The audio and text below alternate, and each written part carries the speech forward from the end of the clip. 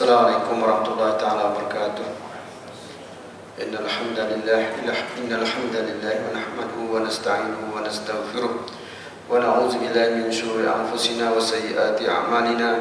May yahdihillahu fala mudilla lahu wa may yudlil fala hadiya lahu. Subhanaka la ilma lana illa ma 'allamtana innaka antal alimul hakim. Rabbi shrah li sadri wa yassir li amri wahlul 'uqdatam min lisani yafqahu qawli. Wa jemaah yang dirahmati Allah sekalian, bertemu kita pada malam ini dalam pertukaran sedikit jadwal. Selalu kuliah subuh, ini biasa kuliah maghrib. Para jemaah yang dirahmati Allah sekalian, dalam kita meniti kehidupan hari-hari ini, kita banyak pilihan sebenarnya, kan? Banyak pilihan dan tergantung kepada sesiapa yang diberi petunjuk oleh Allah Subhanahu wa taala. Sebab itu dalam surah Al-Fatihah kita sering mengungkapkan satu hari 17 kali, Iyyaka na'budu wa iyyaka nasta'in. Iyyaka na'budu wa iyyaka nasta'in. Ihdinas siratal mustaqim. Sebab itu kita perlu kepada petunjuk, perlu kepada refreshment, perlu kepada renew, perlu kepada nasihat, perlu kepada mendengar. Sebab kalau seseorang itu tidak mendengar, ianya sumber perubahan itu berada pada dengar. Sebab itu dalam ayat Quran pun menyebut wa ja'alakumus sam'a wal absara wal afidah. Dalam kejadian bayi dalam janin dan perut ibu itu dijadikan bayi itu diberikan pendengaran dahulu daripada penglihatan kemudian. Jadi wajah alakumus sam'a, ini nak tunjuk katanya mendengar ini adalah satu perkara yang besar, kan? Kalau seseorang itu dia kata dia tak nak dengar, ceramah macam mana pun orang tak nak dengar, kan? Kalau kita nak berhujah macam mana pun, kita nak explain, nak bagi penerangan macam dia pun, dia kata aku tak nak dengar hujah kau. Itu pun susah. Jadi bila tak nak dengar ni susah, kan? Begitu juga dengan hal agama. Bila orang tak nak dengar, dia tak masuk dalam kepala. Masuk telinga kiri, keluar kiri tak. Kiri pun tak masuk. Macam mana nak masuk, nak keluar, masuk pun tak.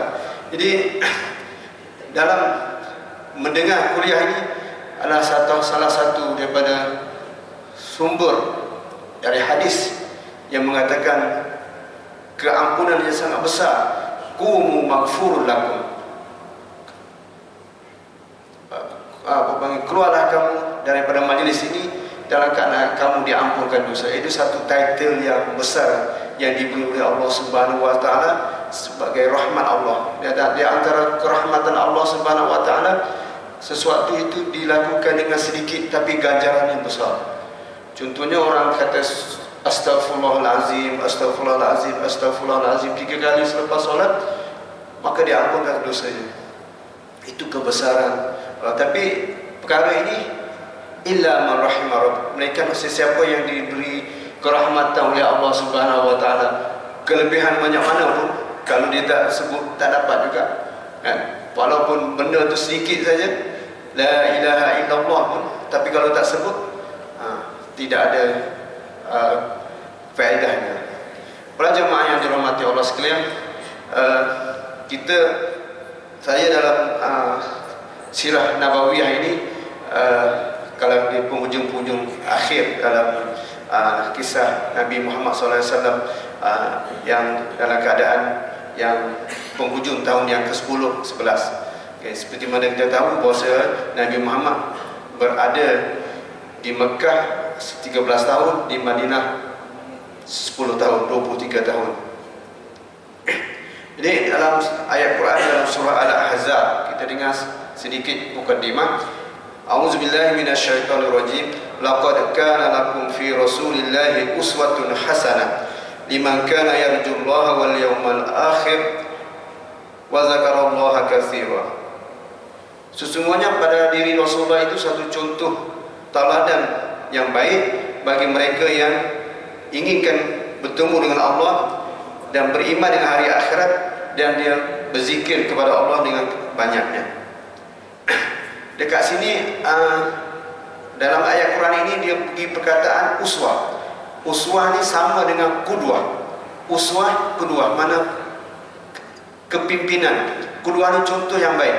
Jadi ayat Quran ni dia tak gunakan qudwah. Qudwah ni ikutan. Uswah ni perkataan yang lebih syumul, lebih komplit lagi perkataan tu. Maknanya uswah ni maknanya contoh dalam segala hal. Contoh kita kan, seseorang ni dia pemimpin yang baik, tapi dengan isteri dia tak baik. Seorang ni dia ustaz yang baik, tapi dengan jiran dia tak berapa nak baik sangat. Jadi Rasulullah ni dalam satu masa isteri dia 9 orang dalam satu masa. Tak ada isteri pun komplain, sebab isteri yang paling dekat. Contohnya orang tu puji-puji suami dia, isteri kata tahulah macam mana. Itu dah macam tak kan. Sebab tu Aisyah selepas Rasulullah wafat, dia tanya bagaimana akhlak Rasulullah. Maka Aisyah kata wa innahu la'ala khuluqin azim. Bukan khuluqul Quran, akhlak ialah Al-Quran. Jadi Rasulullah ni dalam segala aspek kehidupan. Kalau kita nak tengok dalam seorang ketua tentera, dia seorang tentera, dia duduk depan, front line, bukan duduk belakang-belakang kan. Rasulullah sebagai seorang jiran, dia kepada jiran-jiran dia semua. Sehingga Rasulullah kata, hadis mengatakan banyak wasiat Rasulullah baik dengan jiran. Rasul kata seolah jiran dia itu akan menerima pesaka bagi dia, sebab Allah sentiasa kepada jiran dia. Dan Rasulullah sebagai seorang peniaga, Rasulullah sebagai seorang suami, seorang ayah, seorang segala-galanya lah. Mana semua contoh tu ada pada Rasulullah. Tidak kata kalau semua kata dia ni great leader, tapi dengan benda ni dia tak boleh ambil contoh.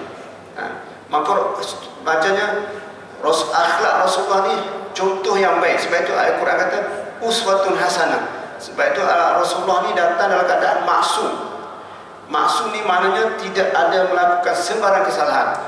Maka orang macam ni lah kita boleh follow kan, boleh ikut. Kalau ikut seorang manusia, macam seorang alim ulama apa semua kan, dia ada manusia. Sebab bila ada status manusia ni, dia ada terdedah dengan sebarang kesalahan, kesilapan. Tapi Nabi Muhammad ini adalah maksum. Sebab itu manusia ni kalau dia mengikut akal dia boleh kontrol, dia akan jadi terbaik, sama lebih baik daripada malaikat kan. Kalau dia ada akal, dia boleh kontrol. Tetapi kalau dia ikut akal segalanya, sebab binatang tak diberi akal, tapi diberi nafsu kan. Manusia diberi nafsu dan diberi akal. Tetapi kalau manusia itu dia ikut nafsu dia ikut akal dia, maka dia lebih teruk daripada binatang lagi kan. Itulah kedudukannya. Jadi manusia ni dua perkara itu dia kena imbanginya. Kita lihat Rasulullah SAW diizinkan oleh Allah Subhanahu Wa Taala mengerjakan haji satu kali saja, iaitu pada tahun yang ke-10 Hijrah, tahun terakhir. Maknanya setiap langkah yang kita pergi umrah ataupun kita pergi haji itu adalah mengikut sebiji-sebiji apa yang dilakukan oleh Rasulullah SAW. Jadi kalau kita pergi umrah dan sebagainya, kita kena bayangkan bagaimana orang pergi umrah kan, pergi haji itu lagilah. Bayangkan manasik dia daripada hari yang ke-9, hari ke-8, ke-9 ikut. Sebab tu Nabi yang kata khuzu anni manasikakum, ambillah dari aku ni manasik,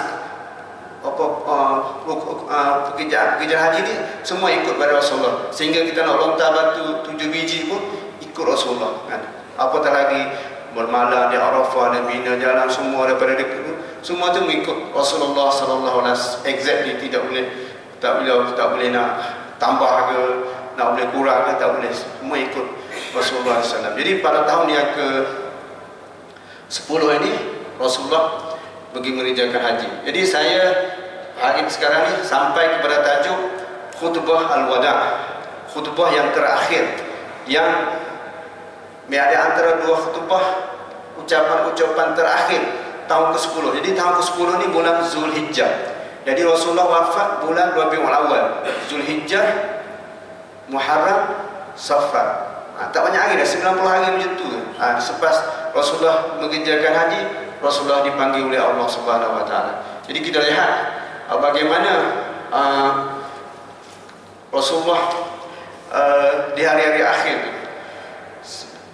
Di hari Wida ni, hari Arafah ni hari yang ke-9 kan? Hari Arafah hari yang ke-9. Kita ada hari Arafah hari yang ke-9 tu, hari yang kita puasa. Pak Rasulullah pun, sahabat tengok satu hari Rasulullah berada di atas kaldai dia, Rasulullah makan. Jadi hari itu Rasulullah tak berpuasa pada hari yang ke-9. Maka selepas Rasulullah berkumpul di waktu selepas Zuhur kan, hari Arafah tu, saya tak pergi haji, tak boleh lagi nak cerita secara, walaupun dalam buku ni pun kita tak terasa lagi sebab belum okay. Jadi di Hajatul Wida' ni Rasulullah panggil manifesto sebesar tentang bagaimana daruriyah Islam ni semuanya lengkap. Contoh Rasulullah katakan, ini panjang, saya baca sikit daripada hadisnya. Dalam khutbah Hajatul Wida' ni Rasulullah kata apa? Inna dima'akum wa amwalakum haramun ka harmati yaumikum hadza fi syahrikum hadza fi baladikum hadza. Maksudnya Rasulullah kata, wahai manusia, dengarlah kata-kataku ini, sesungguhnya aku tidak mengetahui, entah aku tidak akan bertemu kamu lagi selepas tahun ini di tempat ini buat selama-lamanya. Itu intro Rasulullah SAW dah mengatakan bahwasanya mungkin ini adalah tahun yang terakhir kamu bersama dengan aku, dan mungkin kamu tak akan bertemu lagi selepas ini dengan aku di tempat ini. Ini satu kata-kata yang besar. Rasulullah kata apa? Sesungguhnya darah dan harta kamu adalah haram terhadap kamu sebagaimana kehormatan hari ini pada bulan ini di negeri bulan ini. Sebab file yang pertama dibuka di akhirat nanti, file yang melibatkan darah, melibatkan pembunuhan. Sebab itu sekarang ni banyak pembunuhan berlaku kan. Sampai satu hadis mengatakan seseorang itu tak tahu kenapa dia membunuh, dan orang yang kena bunuh pun tak tahu kenapa dia dibunuh, apa salahnya. Sebab itu kita lihat pembunuhan-pembunuhan berlaku di BBHG, di negara-negara Arab, di Syria, di Yaman,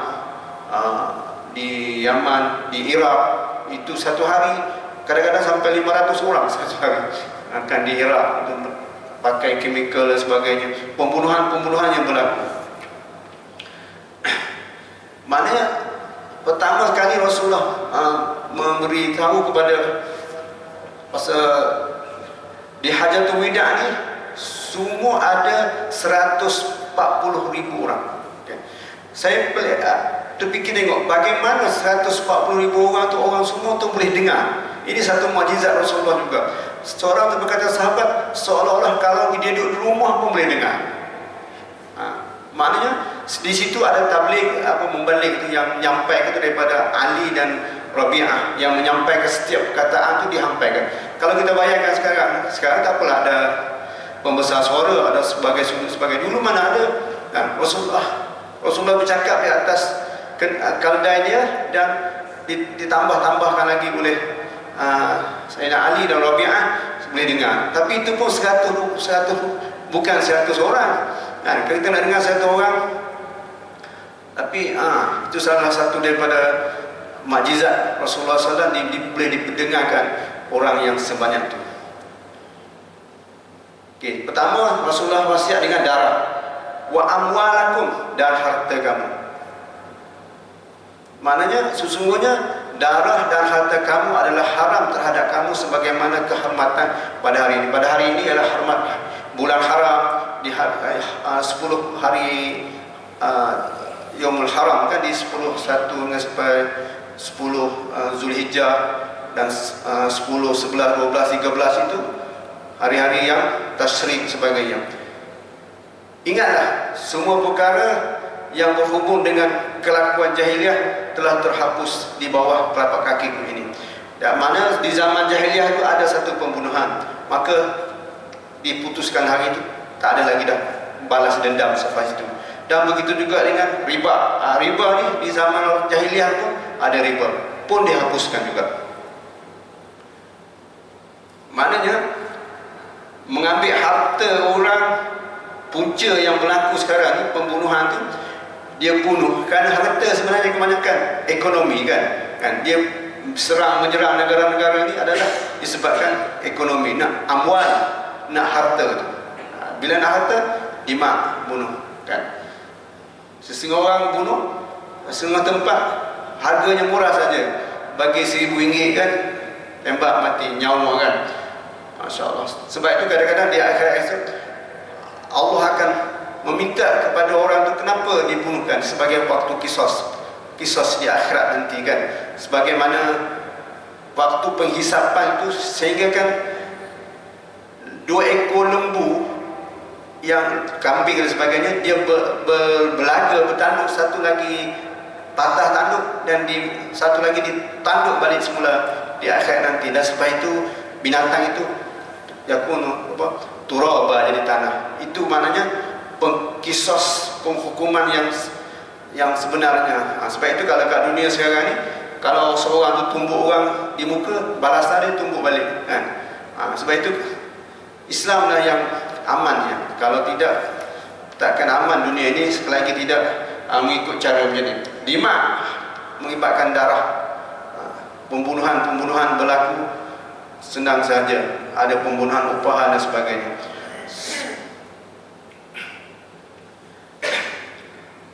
Dan Rasulullah bersabda lagi, bertakwalah kamu kepada Allah dalam soal wanita. Jadi Rasulullah lah di antara orang yang memuliakan seorang wanita kan. Sebab itu dalam orientalis mengatakan Rasulullah ni adalah tidak memuliakan wanita, berkahwin dengan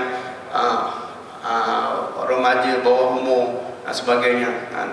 Sedangkan waktu itu Aisyah sebenarnya berumur 12 tahun kan, dan menjadi kebiasaan orang Arab tentu. Dan dia cuba nak. Sedangkan di antara isteri-isteri Rasulullah ada yang Rasulullah kahwin umur 60, Rasulullah umur 50 kan, ada yang 17, ada yang 19. Maknanya sekarang ni penyenyayaan pada wanita banyak, ke seluruh dunia pun banyak. Jadi pacuran, perdagangan manusia kan, mengambil eksploitasi kan. Islam tidak memberi eksploitasi kepada wanita. Bertakwalah kamu kepada Allah dalam soal wanita, takut kepada Allah dalam soal wanita. Kerana sebab apa? Kerana kamu mengambil mereka dengan amanah Allah. Kahwin ikut cara Islam, lepas tu tak ada Islam lah. Akad nikah semua membaca kan. Selepas tu kamu menghalalkan faras ni maknanya maknanya kedudukan kamu dengan dia, hubungan kamu dengan perempuan itu dengan kalimah Allah. Dengan kalimah Allah boleh halal. Aku terima je kan. Kalimah Allah tu saja, just apa perkataan saja, kerana Allah.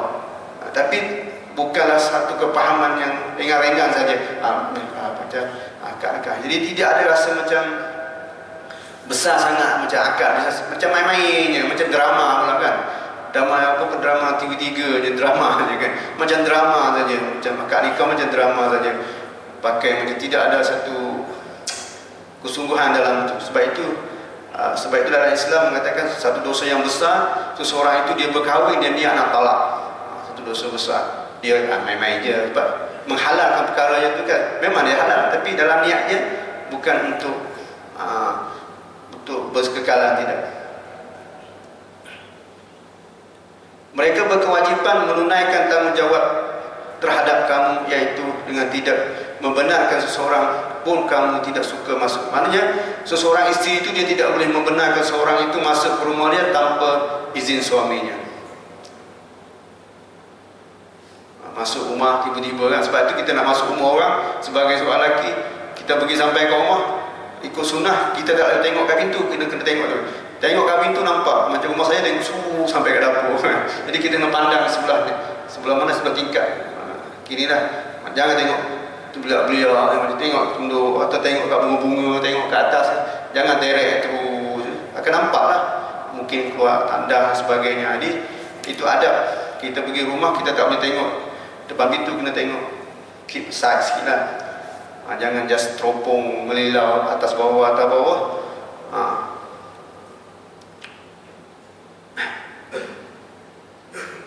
Betul, sebab perempuan ni tak boleh. Kalau di negara Arab, Haji Kali tahu lah. Kalau dia boleh masuk rumah Arab tu kira hebat lah. Kalau boleh masuk rumah Arab. Saya belajar Pakistan, tak pernah sekali 5-6 tahun masuk rumah orang Arab, tak pernah tengok. Kalau dia ajak, dia kira baik lah. Kalau tidak, dia tak ajak. Kita kalau kat kampung, kat Kelantan, jumpa tepi jalan, tak ajak rumah. Pergi rumah, tak kena asal usul. Merompak dan sebagainya pula, tak tahu. Jika melakukan demikian, maka pukullah mereka. Ini kalau di segi adab perempuan. Kalau perempuan tu menderhaka ataupun tidak mengajak orang masuk dan sebagainya, lebih-lebih lagi sekarang selamatlah. Yang datang tu nak cek baik lah, nak cek gas lah, itu lagi bahaya. Lagilah Islam dah jaga awal-awal. Orang yang strangers, orang asing ini, tak boleh. Sebab akan berlaku suatu perkara yang mungkin semasa kita ada depan rumah dia, suami dia balik, suami dia pun ada masalah. Dia tengok tuduh bukan-bukan kita. Sebab itu duduk di pagar saja kan. Kalau dia ada jemput. Kalau boleh, satu benda perkara yang boleh berlaku. Baik, Islam dah ajar dah. Dan kamu pula berkewajipan memberikan hak mereka yang berupa makan, minum dan pakaian secara yang baik. Ini Allah Rasulullah dah ajar kepada sahabat-sahabat sewaktu Hajatul Wida. Rasulullah kata lagi, ini isi-isi dia ni. Aku tinggalkan kepada kamu sesuatu yang jika kamu berpegang dengannya, maka selama-lamanya kamu tidak akan sesat, yaitu kitabullah wa sunnati Rasulullah SAW. Kan? Fa in tanaza'tum fi syai'in faruddu ila Allah wa Rasul. Kiranya kamu berbalah bantah dalam satu benda, kamu kembalilah kepada Allah dan Rasul. Kan? Tengok kita balik to the sources, sumber asli, sumber asal daripada Islam. Jangan tengok kitab-kitab, tengok balik apa kata Al-Quran, apa kata hadis, dan jangan degil. Jangan degil. Salah satu padanya, bila nampak betul benda dah, tak nak terima. Itu salah. Sebenarnya kenapa tak terima kan? Sebenarnya kita nak tak berpihak kepada mana, nak kepada pihak apa yang diajar oleh Rasulullah SAW sahaja. Jadi mana ni kata, aku tinggalkan kepada kamu dua perkara ni, kalau kamu pegang dua ni tak akan sesat. Yang sesatnya ialah tak ambil berdasar kepada mimpi, berdasar kepada cakap-cakap orang itu, orang ni. Macam bila tanya dalil, tak ada, mana tak ada sos. Jadi kita diikut sajalah. Mana itu akan menimbulkan kesesatan sampai lama-lama dia akan berkekalan dalam keadaan macam itu, susah nak patah balik. Sebab dah jadi amalan dia dah sendiri. Seperti mana yang berlaku di negara Arab, negara India, Pakistan dan sebagainya. Sebab mereka dah terbiasa dengan puluh-puluh tahun macam tu dah. Macam puja kubur, puja tempat-tempat keramat dan sebagainya. Hai manusia, sesungguhnya tidak ada nabi lagi selepasku ni. Nabi ada, tidak ada nabi selepas aku ini. Tapi banyak nabi yang mengaku jadi nabi kan. Jadi nabi. Tidak ada nabi. Nabi khatamun nabi, nabi yang kesudahan. Dan tidak ada umat lagi selepas umatku. Tidak ada umat lain lagi. Umat Nabi Isa ke, umat apa, tak ada. Semua umat Nabi, semuanya umat Nabi Muhammad. Ingatlah, maka sembahlah Tuhanmu, tunaikanlah solat 5 waktu, berpuasalah di bulan Ramadan, tunaikanlah zakat hartamu dengan penuh kerelaan, tunaikanlah haji di rumah Tuhanmu, dan taatilah para pemimpin yang mengendalikan urusanmu, nescaya kamu akan dapat masuk syurga Tuhanmu. Ini adalah satu hadis yang taat pada pemimpin. Ini adalah satu perkara yang besar juga sebenarnya. Kalau ikutkan dalam atas ini dikata ada setengah orang dikata tidak boleh melangkaui kepimpinan, walaupun pemimpin itu dia ada mengaku salah. Sebab bila ada jadi bunuh-membunuh, jadi tak akan selesai. Kita tengok di Syria dan sebagainya, ada sebahagian contoh lah. Jadi bila berlaku pemberontakan sana sekali dah kali nak Arab Spring dan sebagainya, itu sebahagian lah. Ada pengamat kata perkara-perkara macam ni akan lebih mudarat yang lebih besar lagi, sampai tak habis-habis perkara macam tu. Tentu ada yang ingin tanya tentangku, maka sebutlah apa yang kau inginkan tanyakan. Rasulullah tak tahu, kalau kamu nak tanya apa, tanyalah apa saja. Maka mereka menjawab, kami mempersaksikan bahawa engkau benar-benar telah menyampaikan, menunaikan dan menasihatinya. Maknanya sahabat-sahabat Rasulullah mengakui, betul tak aku yang menyampaikan semua ni, betul tak? Maka sahabat menjawab, betul, kamu telah menyampaikan dakwah semuanya. Jadi penyaksian itu di dunia lagi dah, sebelum penyaksian di akhirat nanti kan. Kalau pemimpin ni tanya, betul tak aku seorang pemimpin yang adil, macam mana nak jawab? Rakyat akan jawab tahu lah macam mana. Sebab Rasulullah tanya kepada sahabat-sahabat dia, betul tak dia menyampaikan. Sebab itu dalam hadis, dalam sifat Nabi adalah tabligh, menyampaikan kan. Tak mungkin Rasulullah menyimpan satu perkara Rasulullah tak beritahu. Rasulullah buat simpan ajaran Rasulullah tahu kan. Lalu sambil menunjukkan jari ketelunjuk ke langit, sekali lagi Rasulullah melakukan, ya Allah saksikanlah, diulangi 3 kali, ya Allah fashhad, ya Allah saksikanlah, saksikanlah, saksikanlah. Begitu Nabi sangat ambil berat tentang penyaksian daripada sahabat-sahabat. Orang pun bertiap mengucapkan, ya Rasulullah, supaya dapat didengar. Mana lepas tu diulang-ulang baliklah supaya dapat didengarkan saksian-saksian. Sebab itu kita tahu bahawasanya di akhirat setiap Nabi akan membuat penyaksian di pada mahsyar nanti. Macam Nabi Adam, yang Nabi yang ada umat dia, Nabi yang ada umat. Nabi Adam tidak ada umat, Nabi Nuh, Nabi apa semua kan. Sehingga kan satu Al-Quran ayat mengatakan semuanya umat dia pun tak mengaku, di akhirat pun dia tak mengaku, dia tak mengaku kata Nabi itu menyampaikan wahyu. Tapi siapa yang mengakunya? Umat Nabi Muhammad yang mengakunya. Kenapa kita boleh mengaku, menyaksi? Sebab Al-Quran menceritakan. Al-Quran menceritakan. Jadi bila kita baca Al-Quran, kita back balik ke zaman dahulu. Kita boleh balik ke nama Nabi Adam, Nabi Nuh, Nabi Hud, Nabi Idris, Nabi Isa, diceritakan dalam Al-Quran. Semua cerita-cerita tu kita dapat tahu daripada Al-Quran sebenarnya. Walaupun Al-Quran diturunkan terakhir, tapi menceritakan hadis-hadis Nabi-Nabi dulu, bagaimana umat-umat dahulu diseksa, yang tidak beriman, bagaimana umat-umat dulu dinaknak oleh Allah Subhanahu Wa Taala. Maka selepas Hajjatul Wida ni turun ayat yang besar sekali, iaitu ayat, dikatakan ayat ini adalah ayat yang terakhir. Dan sebenarnya ada satu lagi kata ayat lain, wattaqu yauma turja'un. Tapi hadis ni pun, ayat ni pun ada juga, iaitu auzubillahi minasyaitonirrajim, al-yauma akmaltu lakum dinakum wa atmamtu alaikum ni'mati wa raditu lakumul islam madina. Surah Al-Maidah.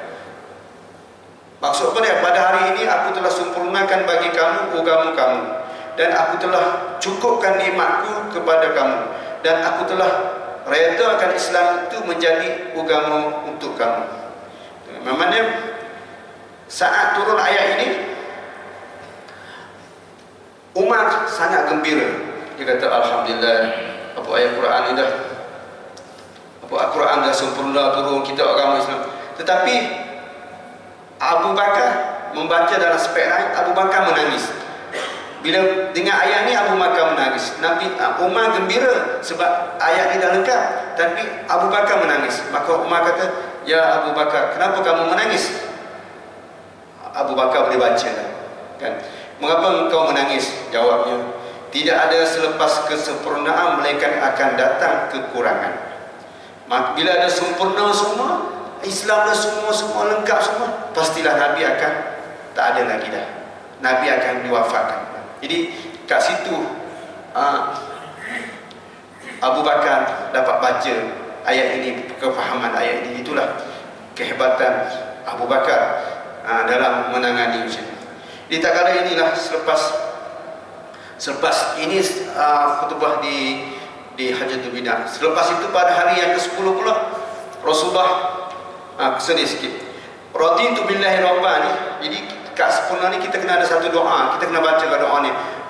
Kita boleh ingatkan raditu billahi rabba bi islamina wa bi Muhammadin nabiyyan wa rasulah, atau wa bi Muhammadin sallallahu alaihi wasallam nabiyyan wa rasulah. Sesiapa yang membaca 3 kali selepas pagi, 3 kali pagi atau 3 kali petang, hadis mengatakan wajabat alaihi jannah, wajib bagi dia syurga. Senang saja, sebab raditu billahi rabba bil islami dina bi Muhammadin nabiyyan wa bi Muhammadin sallallahu alaihi wasallam nabiyyan wa rasulah, ataupun nabiyya ataupun rasulah. Okey. Sebab itu Nabi Sa'id Khudri berkata, siapa yang membaca raditu billahi rabba wa bil islami dina bi Muhammadin nabiyyan wa rasulah wajabat lahul jannah, wajib bagi dia syurga.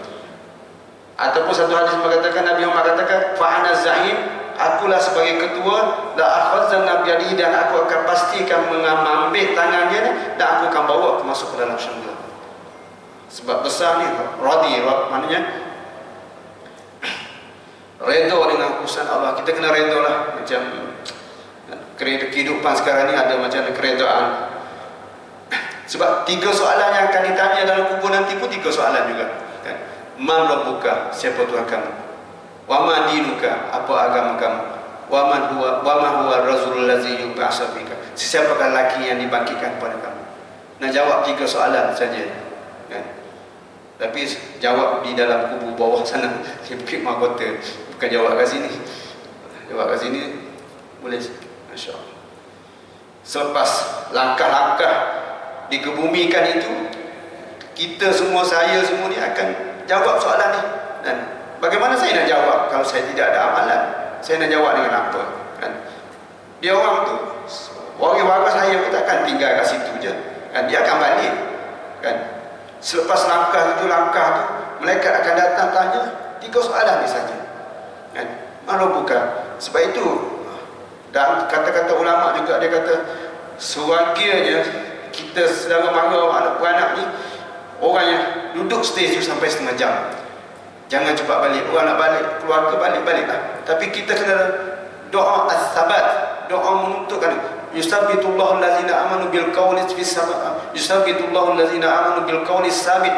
Allah akan menetapkan pendirian kita bagi mereka yang sabit. Kalau mereka orang tetap hari-hari datang surau, dia akan jawab dengan baik. Tetap pendirian dalam agama. Sesiapa yang mati dalam masa itu, dia akan dibangkit dalam keadaan itu juga. Jadi kita hari-hari ini dah datang surau pagi. Kita nak sabat lah, nak penetapan itu. Dan kita kalau ramai-ramai boleh jawab, tapi seorang, saya duduk seorang-seorang kan, dan saya pun diikat kaki pun diikatkan, mulut pun disumbat lagi, dan dikampus lagi dengan seolah tak nak bagi kita keluar. Di tapak tanah lagi, ditanya-tanya lagi.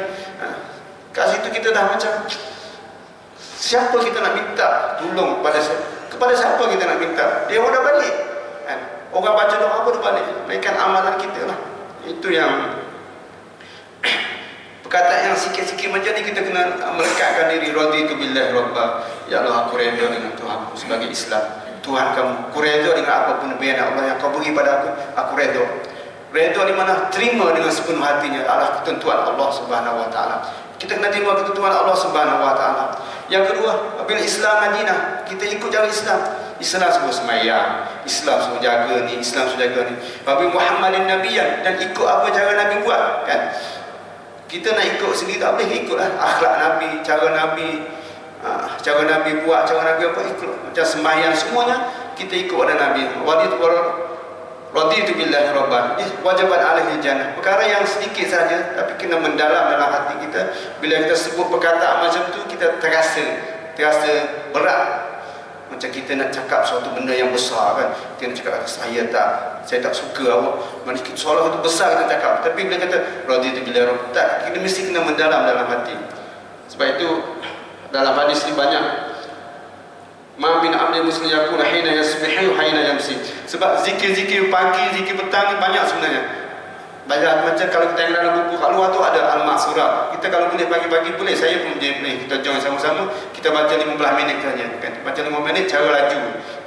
Kita baca lama-lama lidah kita akan pagi ikutlah kita pilih bagi mana kita baca Ma'surah sama-sama zikir. Sebab zikir ni kata seorang ulama kata kalau kau tak makan pagi pun tak apa. Pagi tak makan pun tak apa, tapi asalkan kamu berzikir. Itu berzikir.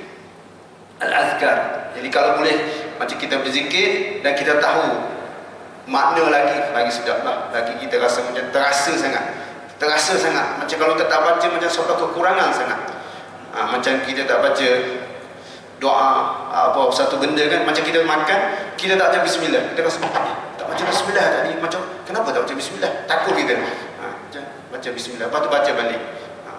Atau kita rasa macam bila kita makan kenyang tak baca alhamdulillah, kita rasa macam kosong. Kita nak rasa macam tu.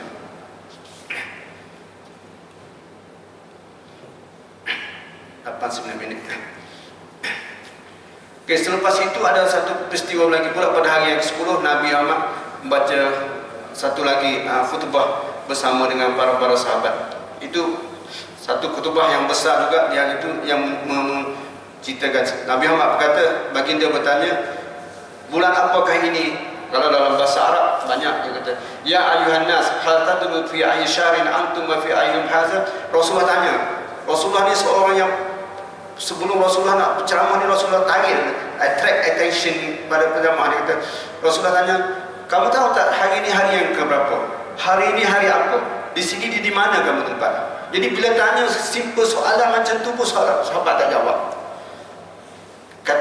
Kata ulama juga, dia kata kalau seseorang tu tanya soalan yang mudah, kamu jangan jawab. Sebab orang yang bertanya tu bukan nak jawapan kamu, dia nak benda lain sebaliknya. Kata dia, kat sini kat mana? Ustaz, surau. Jadi macam tak nampak macam tak. Sini juga dia jawab surau tu. Sepatutnya dia senyap. Sebab tu yang ustaz tu nak benda lain. Sama juga Nabi tanya sahabat dia, di mana tempat ini kamu berada? Hari ini hari apa? Tempat yang keberapa? Di bulan yang keberapa? Di negeri yang mana? Sebab dari apa kepatuhan sahabat ni sebenarnya, bila Rasulullah bercakap, dia seolah-olah dia letak muka dia kat paha. Tak tengok langsung, tak cengok muka Rasulullah. Sebab itu dah sekadar Rasul sahabat-sahabat kadang-kadang dia nak describe, nak cerita bagaimana rupa para Rasulullah ni tak boleh. Sebab ijlal ni mana kekaguman dan rupa para Rasulullah ni, dia tak boleh tatap muka Rasulullah SAW. Maka dia tak jawab Allah wa Rasulullah alam. Dia tak jawab Allah dan Rasulullah lebih tahu. Padahal dia tahu lah, dia ni Mekah, di hari-hari Masjidil Haram, tempat musim haji dan sebagainya. Simple jawab, tapi dia tidak mendahului Rasulullah SAW, tak mendahului kehormatan Rasulullah ni. Rasulullah ni pada sahabat-sahabat ni, sebab sahabat-sahabat ni dia ada tugas masing-masing. Ada sahabat yang jaga air, ada sahabat yang jaga kuda, ada sahabat yang jadi sahabat-sahabat ni ada sahabat yang cukup kepada Rasulullah, dan sampai bila dia ambil tu dia tak ambil rambut Rasulullah, ambil air wuduk Rasulullah. Semuanya ada tugas-tugas masing-masing, sentiasa berkhidmat untuk Rasulullah SAW. Seperti juga kita kata Anas. Jadi baginda diam saja, baginda akan menamakan bulan ini. Jadi sahabat-sahabat tak beritahu, sebab dia ingatkan Rasulullah nak tukar nama Mekah, tukar nama hari ini. Sebab itu mereka tidak menjawabnya. Maka Rasulullah jawab, baginda bertanya lagi, negeri apakah ini? Kami menjawab, Allah dan Rasul lebih mengetahuinya. Bukankah di negeri kamu ini? Tanya baginda. Kami menjawab, bahkan ya Rasulullah, maka Allah dan Rasul yang lebih mengetahui. Kemudian baginda diam sehingga kami menyangka ke baginda, bukankah hari ini adalah hari korban?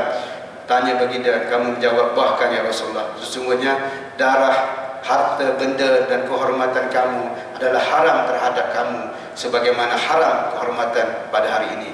Ini darah dan kehormatan. Kehormatan ini maknanya marwah. Setiap orang ada marwah. Saya ada marwah diri saya. Para jemaah pun ada marwah sendiri. Seseorang marwah ni, bagaimana kita nak panggil marwah orang ni? Kita tuduh dia, kan? Kita mengumpat dia, kita cela dia, kita kata yang mendebat, kita buruk-buruk pada dia. Ini marwah seseorang ni. Mana cukuplah seseorang itu dia berkata, dia bercakap dengan apa yang dengar sekali tentang saudaranya. Sebab itulah katakan ayah seorang itu memakan daging saudaranya yang mati. Itulah masalahnya, mengumpat itu saudara yang mati. Lebih-lebih sekarang ni kan lagi keadaan buka aib orang sebaik-baiknya, seluas-luasnya, itu kehormatan seorang itu. Manusia orang itu ada hormat, ada kehormatan dia, maruah dia kan. Maruah orang itu kita tak boleh kata maruah orang itu kita kena jaga, kita pun kena jaga maruah kita. Sebab itu maruah ini sangat penting. Sebab itu Islam datang ada 3 perkara. Hifzuddin, menjaga agama, menjaga harta, menjaga hifzuddin, hifzul mal, menjaga harta, menjaga kedudukan, dan menjaga maruah seseorang itu. Sesungguhnya darah dan harta benda, dan tadi dah semalam masa hari yang ke-9 tu Rasulullah cakap dah haram darah kamu dan harta kamu. Di sini juga Rasulullah beri pesanan lagi pula tentang darah, harta dan kehormatan. Setiap orang ada kehormatan. Kadang-kadang orang perangkap orang tu, menuduh orang tu adalah haram. Sebagaimana haram ini, kelak kamu akan bertemu Tuhanmu dan dia akan menjual kamu tentang amalan yang kamu lakukan.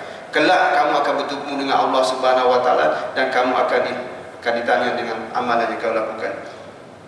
Dan kita akan membaca surat catatan yang kita buat sendiri, kita lakukan, dan kita akan baca apa yang dilakukannya. Ingatlah, janganlah kamu berpatah balik menjadi sesat setelah ketiadaanku. Ini banyak. Janganlah jadi sesat selepas ketiadaan Nabi Muhammad SAW, jadi sesat. Mengikut buat, tak ikut cara Nabi lah, ikut cara ikut. Dan berlaku sungguh selepas Nabi Muhammad wafat, timbul riddah, timbul orang tak bayar zakat, timbul Nabi palsu. Sehingga kan Abu Bakar terpaksa mengisytiharkan perang kepada orang-orang yang pemberontak-pemberontak, mana Musailamah al-Kazzab dan sebagainya. Saling bunuh-membunuh antara satu sama lain. Sekarang berlaku saling bunuh-membunuh di antara satu sama lain dengan benda yang sedikit. Ingatlah, bukankah aku telah menyampaikan? Mereka menjawab, benar. Baginda bersabda, ya Allah, saksikanlah, hendaklah orang yang hadir menyampaikan kepada orang yang tidak hadir.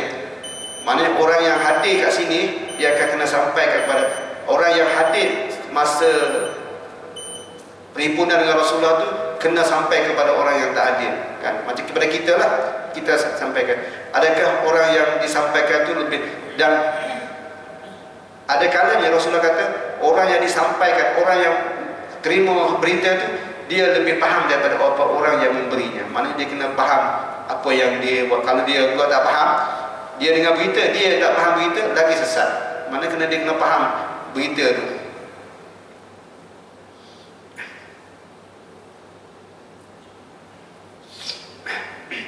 Jadi kisah pada Hajatul Wida ni, sampai dekat situ Rasulullah pergi bila balik Rasulullah duduk di itu, Rasulullah pergi ke Mina, dan seterusnya Rasulullah balik ke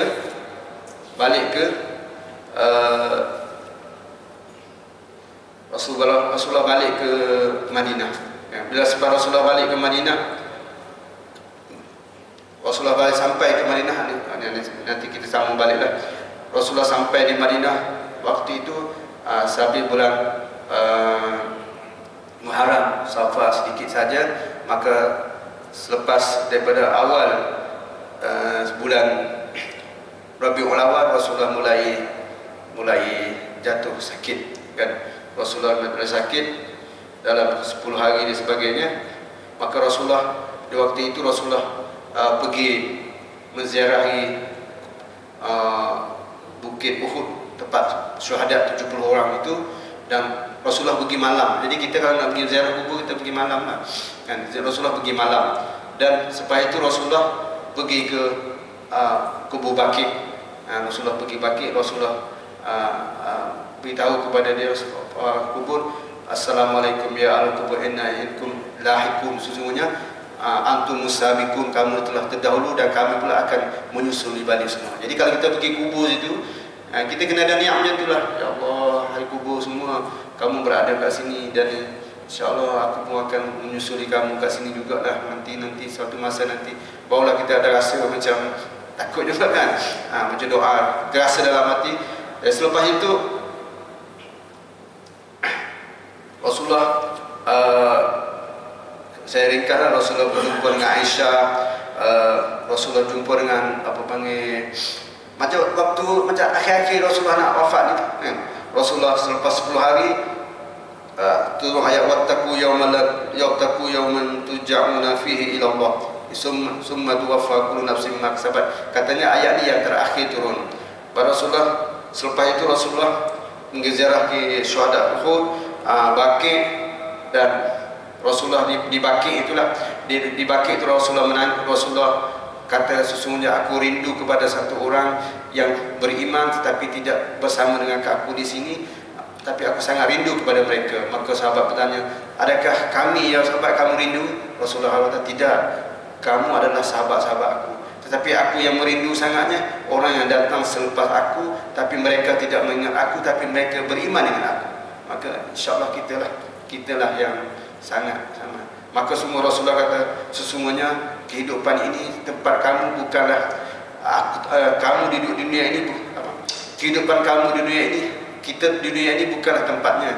Jadi kamu, perjanjian kita ialah suatu kita berjumpa di kolam haud nanti. Dia kata kolam haud nantilah suatu Nabi akan berjumpa dengan kita di waktu mana apa panggil, bekas-bekas minuman sebanyak bintang di langit, tetapi seseorang itu tak dapat nak minum. Dia tak dapat nak minum, dikatakan dihalaunya sebab orang itu tidak mengenali Rasulullah dan tidak beriman dengan Rasulullah dan tidak melakukan apa yang diarahkan oleh Rasulullah SAW, sehingga dia dihalau daripada dapat minum air di kolam Kausar itu.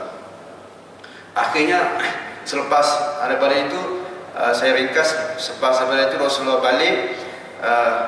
Rasulullah 3 hari Rasulullah sakit, dah sakit-sakit macam Rasulullah bagi hint supaya Abu Bakar menjadi imam. Rasulullah menjadi imam, Abu Bakar jadi imam. Maka dalam keadaan macam tu, Rasulullah dah sakit, maka dalam keadaan yang penat macam tu, Rasulullah minta kepada Aisyah supaya ambil dengan air kupah kurab, satu benda yang baldi itu 7 baldi, dan disimbahkan kepada Rasulullah supaya Rasulullah dipapah 2 orang supaya boleh pergi ke surau, ke masjid. Sebab kita tengok di sebelah tu kan, Rasulullah pergi. Lepas Rasulullah pergi kat situ lah, Rasulullah berkhutbah kat situ sekejap. Rasulullah cakap itu, siapa yang aku ni, sesiapa yang aku melakukan kesalahan padanya, siapa nak balas, balaslah. Siapa aku dah hutang, ambillah hutang ini, balaslah. Maka dia kalau ramai-ramai itu, ramai-ramai orang ada tu, ada seorang pemuda, dia bangun, dia kata dia yang nak minta balas dendam dengan Rasulullah SAW. Dia tu sampai ditengok oleh para sahabat lain, kenapa kamu ni, Rasulullah dalam keadaan sakit, kamu nak balas dendam lagi dengan Rasulullah? Maka dia kata, Rasulullah bagi offer untuk balas dendam, dia nak terima. Maka dia kata satu masa di Perang Badar, Rasulullah pernah cucuk dengan kayu sugi aut tu di perut dia. Maka hari ini dia nak balas. Maka Rasulullah buka baju dia supaya cucuk tu, tapi dia ambil tongkat, dipusing-pusing. Last sekali dia cium perut Rasulullah SAW, dia peluk tu. Maka dia kata, semuanya siapa daging dia bertentu dengan Rasulullah, dia diharamkan dalam masuk neraka. Maka orang yang bertanya tadi nama dia Ukashah bin Muhsin. Maka bila Rasulullah tengok Ukashah ni, Rasulullah kata, Ukashah. Sebab dalam satu hadis Rasulullah kata, setiap umat Nabi Muhammad ni akan 70,000 orang akan masuk syurga tanpa hisab. Maka Ukashah dia kata, ya Rasulullah, aku nak satu, dia nak seorang. Maka Rasulullah kata, ambil kau. Ukashah ni dah termasuk dalam list. Bila orang nak tanya lagi, Rasulullah kata, tak boleh dah, Ukashah dah dapat dah. Maka Ukashah pun dapat tu juga, masuk syurga tanpa hisab. Tapi yang ni pun dia nak juga. Maka akhirnya orang yang sahabat-sahabat tadi daripada tak dimarah pada Ukashah, sekarang ni menangis pula. Allah beruntungnya Ukashah. Tapi dia ada hilah dia tu untuk dia kata dia nak orang yang dia adalah orang terakhir mengucup jasad Rasulullah SAW. Akhirnya Rasulullah selepas itulah Rasulullah balik rumah dalam keadaan yang pada keadaan tenang. Maka bila Rasulullah tengok di sebelah dekat tabir rumah dia, tengok sahabat-sahabat duduk duk menangis kadang sebab mereka risau tentang Rasulullah SAW. Dan akhirnya pada pagi itu waktu tengah hari kan, waktu duha dan sebagainya, dekat situlah Rasulullah datangi oleh Malaikatul Maut untuk mengizinkan Rasulullah bagi pilihan sama ada Rasulullah nak teruskan hidup ataupun nak diambilnya. Maka Rasulullah pilih Ar-Rafiqul A'la, Ar-Rafiqul A'la. Jadi selepas itulah kita sambung baliklah, insyaAllah nanti saya ringkas. Banyak kisah-kisah macam ni mengingatkan bagaimana Rasulullah dalam keadaan yang penat untuk dipapah untuk solat berjemaah. Jadi kan untuk solat berjemaah, dan dalam keadaan Rasulullah dalam keadaan sakit macam tu, Rasulullah sentiasa dalam wasiat terakhir, ummati as-salah as-salah as-salah as-salah, dalam sentiasa diingatkan. Jadi semoga sedikit perkongsian saya pada malam ni para jemaah semua, kita akan mendatangkan kita untuk kita sentiasa beramal, dan tiada siapa yang kekal dunia ini, sehingga kan Nabi Muhammad SAW kekasih Allah yang itu pun diambil oleh Allah Subhanahu Wa Taala. Dan satu sikit juga Rasulullah dalam keadaan macam tu, Rasulullah sakarat sakarat maut. Mana Rasulullah dalam keadaan orang yang Islam macam tu pun sebut sakaratul maut. Sangga di Aisyah disiram dengan demam panas. Rasulullah demam panas sampai panas macam double yang diterima oleh Rasulullah SAW. Jadi dia insan yang terbaik itu macam mana dapat sakaratul maut, kan? Janganlah malaikat itu mengambil nyawanya. Bagi apatah kita yang insan biasa ni tidak ada jaminan yang Rasulullah SAW ada seorang yang insan yang dijamin oleh Allah diampunkan oleh Rasulullah daripada dosa terdahulu dan dosa kemudian. Jadi semoga kita beramal dengan macam inilah, dengan tip-tip yang berada dalam majlis ilmu, berzikir dan membaca doa-doa seperti mana ya raditu billahi rabba bil islami dina wa Muhammadin nabiyyan sallallahu alaihi wasallam. Benda doa-doa macam ni ringan saja disebut, tapi kadang-kadang berat lidah nak sebutnya. Tak kira siapa lah, kadang-kadang rasa tak jadi nak sebut, kadang-kadang terlepas macam tu saja. Kalau duha malam ingat duha sebab terbiasa, tapi biasa saja. Kalau kita dilalaikan itu, kita patah balik, sebab biasalah insan biasa kita dilalaikan, tapi bila kita ingat balik, kita patah balik, kita dapat nikmat sebenarnya. Bila kita dah tak buat lama, bila kita buat, kita rasa kemanisan balik semula pula. Macam kita tak makan satu benda kan, lama tak makan 2 jam, bila makan 2 jam sekali, bestnya. Macam itulah kita kena rasakan. Bila lama kita tak buat satu amalan, kita bawa balik, kita akan rasa nikmat balik. Sebab itulah khairul khata'un, setiap orang tu ada kesalahan. Wa khairul khata'un tawwabun, dan sebaik-baik orang yang bersalah adalah orang yang mengaku salah. Bila mengaku salah, maknanya taubat kepada Allah Subhanahu Wa Taala. Sebab itu Allah yuridullah an yatuba alaikum. Allah sangat minta kepada kita supaya kita minta maaf kepada dia. Allah suka kepada hamba-Nya, dia suka minta maaf dengan dia.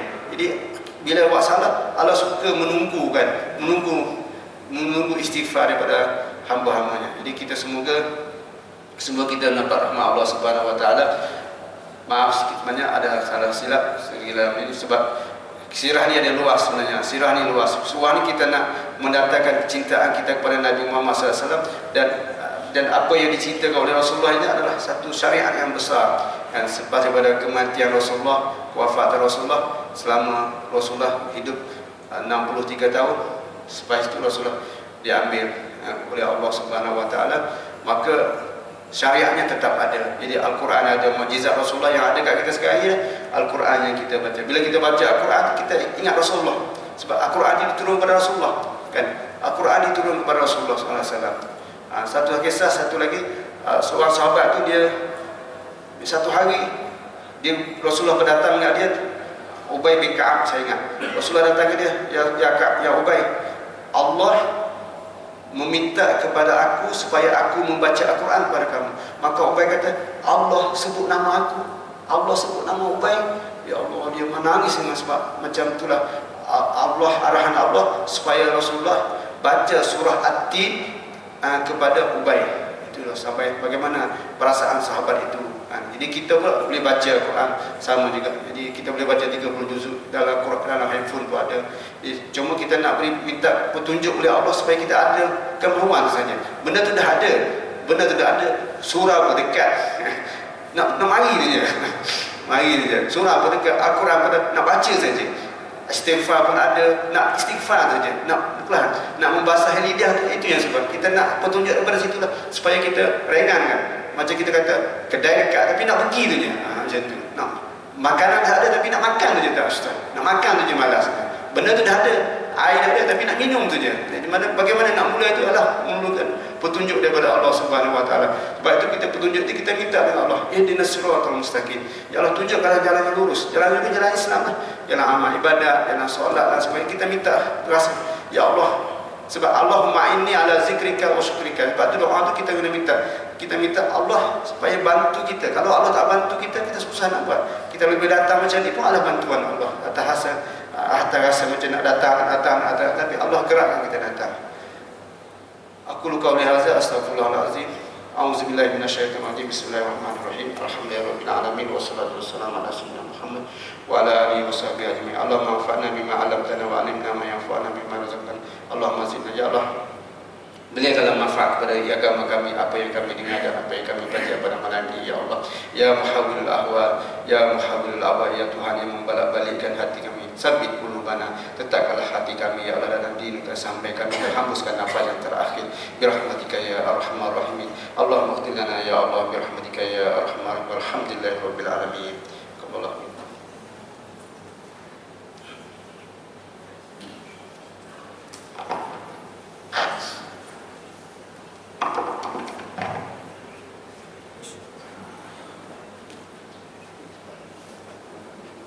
Minutes.